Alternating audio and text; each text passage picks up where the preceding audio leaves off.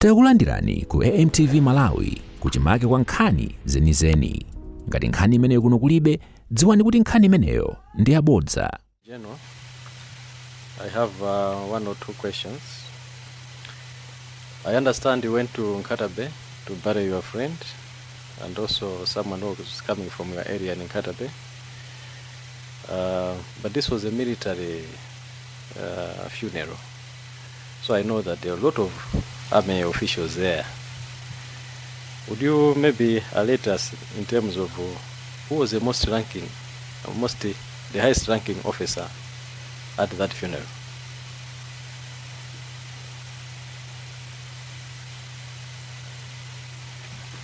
Chair, unfortunately I can't remember.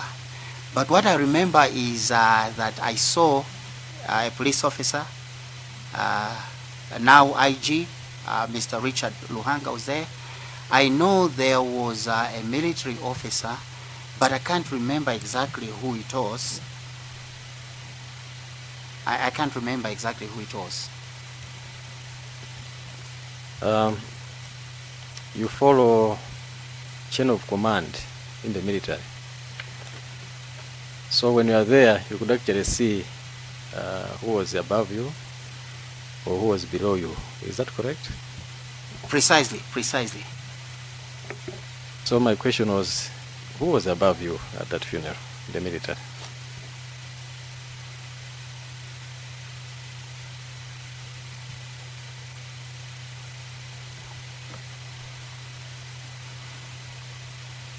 I can't remember having saluted anyone from the military at that time, meaning I must have been the most senior on the ground.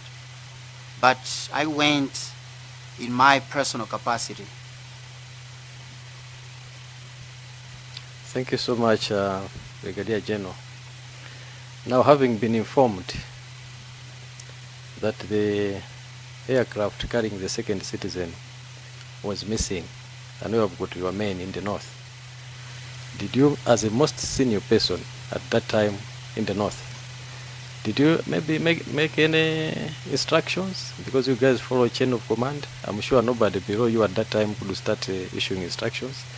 Did you make any orders, having spoken to the commander? Chair, honorable members, it is not correct that I was the most senior at that time in the north. With regards to chain of command, the most senior at that time was my friend and my colleague, Brigadier General Richard Chagonapanja. He was the commander of 101 Brigade. So he was the one who was at the helm of chain of command in that regard. And when I realized that, when I heard that the aircraft, a signal was located in Chikangawa, I got in touch with General Chagonapanja to find out on the progress of the search. That was later. So you are saying that General Chagonapanja was not at the funeral, but he was in the north. Is that correct? You asked me, okay, so at that time, General Chagonapanja, I was senior to General Chagonapanja at that time. Does that answer your question, Chair? You are confusing me.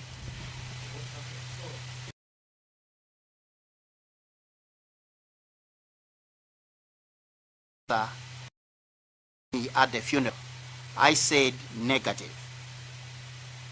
Now, you put it to me that I was the most senior in the northern region, and I said negative. In terms of chain of command, I was not in the chain of command. In terms of chain of command, the one who was leading the troops was General Chagonapanja, Brigadier General Chagonapanja. So he was the one who had command and control of the troops, and not me. So we are talking about different things there. Thank you very much. I will still ask, because you are the most senior in the north. Negative. Not in the north. The most senior officer in the north at that time was Brigadier General Chagonapanja. He was the one who was giving orders. If I gave an order to a soldier, because I was out of the chain of command, I couldn't actually give an order unless it is probably on something else. I hear you, Brigadier General. So I'll move on. I asked earlier about page number 7, bullet number 3.2. I think we discussed that already when I was asking that you did not see the aircraft. But I want to continue from there. I see that your submission is devoid of time. I don't know why. But can I ask you, what was the time you arrived at the airport? It is not correct to say that my submission, Chair, is devoid of time. I've actually attached exhibits with timelines. So I think we should depart on that understanding, Chair. In terms of my arrival at Mzuzu Airport, I can't remember exactly, but probably it was around just after 8 o'clock, I think.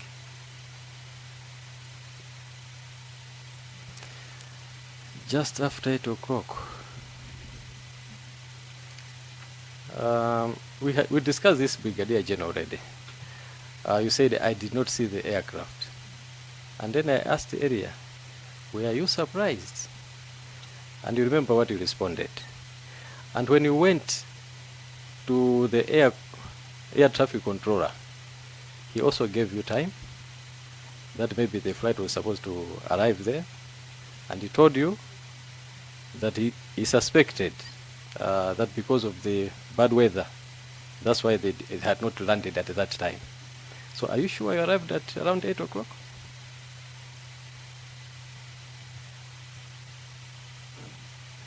All right, no, I think you're right. Good thing is that I've mentioned that I was in company of Mr. Serafin Konje, who was, I think, late all the time. He should know the time that we arrived in Mzuzu. And I was also with now Staff Sergeant Banda, who was driving. I'm sure he should know the time we got to Mzuzu. And I'm sure Mr. Moyo, he should know the time he received the money. You know, you don't expect something happening, you don't look at the clock all the time. And I told you that I had just woken up because I had a deep slumber, so I wasn't paying attention to the time. But it's unfortunate that, again, my colleague with Keno Sambalopa cannot be retrieved. I could have been able to figure out the time from there. Brigadier General, that tells me that maybe in this presentation we shouldn't pay much attention to the times because you are sleeping, you woke up later, and 8 o'clock, you're confusing with 10 o'clock. Maybe the times we should not pay much attention, as you have said, isn't it?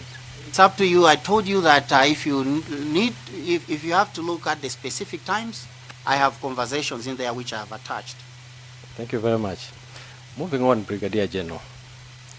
In Blantyre, I think when you made your view that it was practically impossible for that arrangement to be made for the craft also to carry the second citizen, you did say that you distanced yourself to say, no, I'm not taking part in that.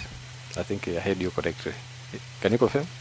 I can confirm that it was in Lilongwe, not Blantyre. Yeah, of course. Thank you so much.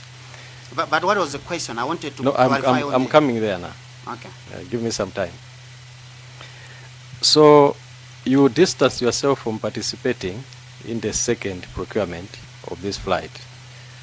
So I noticed that after Mr. Moyo told you that the plane had not arrived, maybe due to bad weather, I noticed that you did not do anything until when you got a call at 11 o'clock after you had arrived at Jijere village. Were you also distancing yourself from finding out what was happening to this flight, where it was? Chair, honorable members, remember my role. I was not in charge of flying the aircraft. I was not in charge of commanding the aircraft. My role, like I've indicated, was just to facilitate between the Kasambara family and the Malawi Defense Force. So whatever was happening to the aircraft was to a great extent beyond my control. I went to Nkadabe for the funeral and not to be looking at the aircraft. No, I think that's fine. So meaning that whatever has happened to this flight was secondary. I think you went there for a funeral. Although you started contacting Major Benjamin Snyder at a certain point, but that was secondary. I take that. Finally, Chair. No. On the same point. Brigadier General, was the former Vice President, late, your good friend?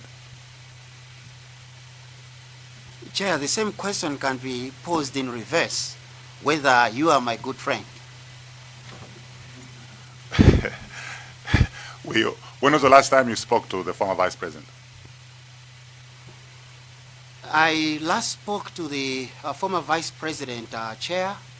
I can't remember the exact day, but I think it was in May when he attended a Rotary meeting at BICC. I was with my son, and he knew my son from the golf club. So my son saluted him, and he saluted back, and in the process, I had to say hello to him. So that was the last day I saw him. That was the last day I spoke with him at a Rotary function, and there are pictures to that effect, I'm sure. No. So. And also, Chair, now that the Honorable Member of Parliament was talking about the time, me being poor with keeping time, as if I have to be looking at the watch all the time. Chair, I was captured on TV, I don't know which TV station, talking to Mr. Valera. So that was the time when I was actually whispering to him what had happened. So you may go back to the footage of the funeral on that day. Sorry, so you had contacts of the former Vice President, obviously. So for me, it's not apportioning blame, but this particular moment for me was a turning point. If somebody had heard your views, okay, this flight could have been averted. That's my point. So don't take it personal, okay? This flight could have been averted because certainly something was amiss. So I'm questioning why didn't Joshua Valera call SKC? Look, the advice here or the condition here, the views here are not favorable, okay? If somebody had called the former Vice President, maybe he might have had a second opinion about not proceeding with the flight. So I'm also asking, you were in contact with him on some occasions. Did you feel it necessary? Or was it not necessary for you to say, Bwana, you're proceeding, but it doesn't look okay? Was it within your realm of responsibility or as a friend? Did it occur to you that you could have done this? Chair, obviously you said whether it was within my realm of responsibility, and the answer is negative. The Vice President has protocols. He had his own reasons to attend the funeral, and it was beyond my paycheck. I couldn't have done that. Well, thank you for that. Yeah. Continuing. Brigadier General, was the late Vice President your friend? Chair, how many times am I going to respond to that question? Thank you. Yeah, because you are but I can... Yes, I knew the late Vice President. We played golf together. We were friends right from University of Malawi, Chancellor College. Yeah, and he's a gentleman who I could call a friend. He attended my induction as president of the Rotary Club of Lilongwe. And just like several other officers in the Malawi Defense Force, he was a friend to several of us. I hope that satisfies your question. Thank you so much, Brigadier General. No, we had to squeeze that out of you, so I'm satisfied. But why would you like to find out that point, if I may ask, if I'm allowed to push back the question? Because it looks like it's of much interest to you, Honorable Member. Now, Brigadier General, because I'm the one asking questions, You are not the one asking questions to the committee, so you follow my questioning. So All right, I've no. asked this question, I'm going to the next question. So I think those are the matching orders. You are a witness, you answer the questions. We ask you the questions. Is that okay? I need to find out the rationale, the raison d'etre of your question. Thank you. Because you don't ask questions that are not relevant, Honorable Member. Thank you. So I've said, I'm asking questions, you are answering questions. Is that okay with you? No, maybe. I would only answer relevant questions, Honorable Member. Can I come in? Can I come in? Maybe there will be a time when you'll be asked to make a comment or further questions. So it's not like you will not ask us questions if need be. So if there's a need for you to interact, maybe it may be too late, but you have a right to ask questions. Obliged, Chair. Okay. So I think the friendship issue is now out of the way. But then, if he was a friend, I will still ask. You said the searching for the plane was secondary. You had gone there for a funeral. Was it still secondary, this one being your friend? At what point? I don't get that question. Can you clarify? Now you're answering my question, yeah? All right, no, so it is not correct to say that it was not of paramount importance to be looking for the aircraft. If it was not, Chair, honorable members, I couldn't have contacted Major Snyder. Apart from the fact that this aircraft was a military aircraft, which we have also been using ourselves, I knew I had the responsibility of coordinating the return trip of the Kasambara family to Blantyre. So it was actually of paramount significance for me to find out the availability of the aircraft. I think Brigadier General, I'm talking about after I had known that the flight was missing. When I asked you earlier, you said, no, I had gone there for a funeral, not to look for the plane. So I'm now asking you, why in the north after you had known that the flight was missing, the aircraft was missing, which was carrying your friend? Did you find it maybe important to also take part in looking for the flight that was carrying your friend? That was the question. We're not talking about Blantyre or Lilongwe. Obviously, yes. If I had my means, I could have, at that time, like I said, I think context matters, Chair. The question that you posed when I responded that I did not go to Mzuzu to be looking for the aircraft, because you asked me whether, why I went to the I think it was the honorable member from the who posed the question as to why I went to the airport, and I said, naturally I had to start from the airport. If he was not at the airport, he was at the hotel, I could have gone to the hotel. Then you also wanted to find out why I did not participate in the search. And I said, at the time I was leaving Mzuzu, I did not know where the aircraft was. So I didn't even have anywhere else to start the search from. But also, look, I said that I had a specific role. And my specific role, Chair, was to coordinate for the Kasambara family. Issues of search and rescue were not within my responsibility. In as much as a military officer, I have to take part, but General Chagonapanja was now tasked to be in charge of the search and rescue operation. So I couldn't just interfere with his duties. No, I take that, Chair. Finally, the time you were passing through Mzuzu, you went to the airport to collect the 5 million kwacha.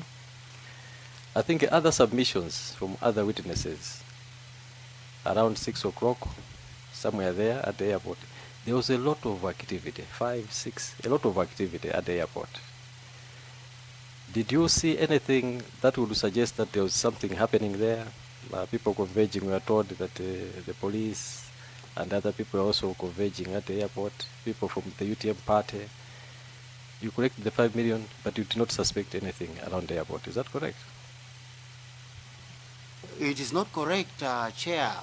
Obviously, we knew that the gathering at the airport was either waiting for the landing of the aircraft or indeed coordinating the search and rescue operation. Follow up. So you did not have time to ask these people who are coordinating the search and rescue to say what is happening, where is the search starting from, in case they had leads that could also help you to join the search? Chair, I told you that as a military officer, I can't just start searching anyhow without orders, right? And I told you, Chair, that with regards to the search and rescue operation, the commander on the ground was General Chagonapanja, who is a competent military officer. My role was to come back to Lilongwe. And I was consistently in touch with the Air Force commander because of my specific responsibility of coordinating with the for the Kasambala family. And for me to take part in the search and rescue, I had to be either be given orders by the authorities in the Defense Force. Alternatively, if I wanted to join the search in my personal capacity, I had to seek authorization from the authorities in the Malawi Defense Force. I hope that clarifies your convoluted question, Honorable Member. It does, Brigadier General. Thank you, Chair. Brigadier General, while on the search and rescue, on your conversation exhibit KD2, the second page, it's just out of curiosity, nothing else. There's a message there from Colonel R. Ismail, and then forwarded messages from Kevin Wells, and then Harrison Wells for Zoe. These guys have infrared drones for search and rescue. The time there was 22:54. So I'm wondering, was this information used in the search and rescue? Because we heard that there was a drone later on. Did it arise? Did the drone surface because of this conversation? Just out of curiosity. But there's this conversation. These guys have infrared drones for search and rescue. It came in late in the middle of the night, but the plane was eventually discovered in the morning. Did this drone, this conversation, facilitate any role? Yeah, now, thanks so much, Chair, actually, for reminding me of that conversation. I hope your Vice will be able to see that, to see the kind of assistance that I was rendering in the background. So I got a message, I think, from one of the students from the Malawi University of Science and Technology, or one of the acquaintances who sent me those contacts to say these guys may help in search and rescue operations. So I sent that text to General Ishmael to assist him in the coordination of the search. I must have also sent it to my colleague, General Chagonapanja. Because, look, it was a whole all hands on deck operation. We had to ensure that we find the aircraft, the missing aircraft, as soon as practicable. So that's why we had to involve everybody. So to answer your specific question, Chair, I don't know whether General Ishmael used those contacts. Thank you, General. Osaiwala kupanga subscribe ku channel ya AMTV Malawi.